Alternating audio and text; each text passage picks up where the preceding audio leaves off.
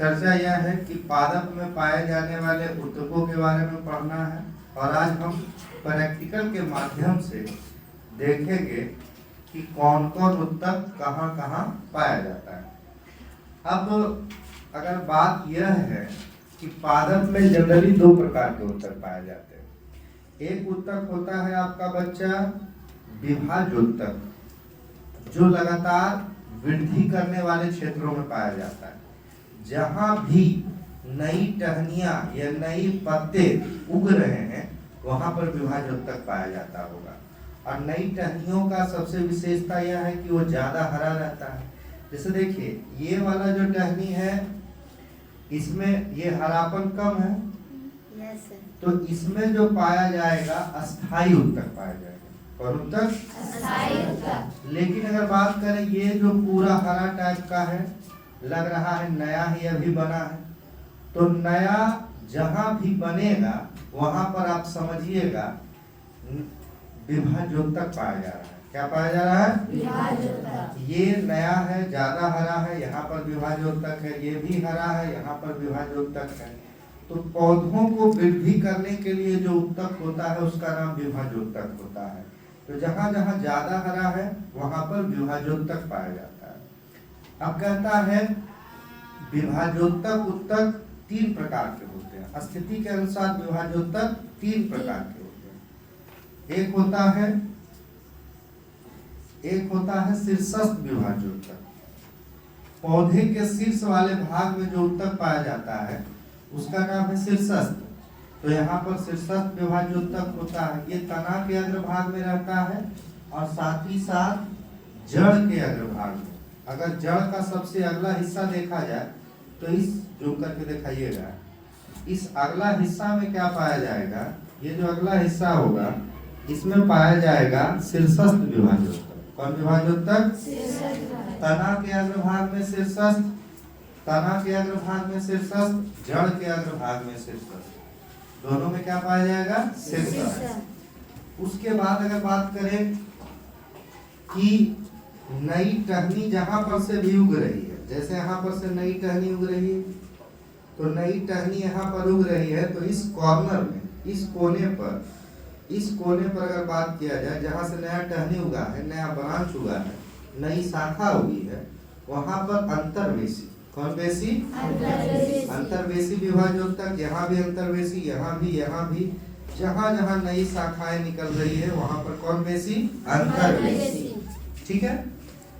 तना के अग्रभाग में शीर्षस्थ, तना के अग्रभाग में शीर्षस्थ, और जड़ के अग्रभाग में भी क्या? शीर्षस्थ। इसका काम है तना को लंबाई करना और साथ ही साथ जड़ को भी क्या करना? लंबा करना। अब एक और नई टहनी जहां पर भी उगेगी वहां पर क्या रहेगा?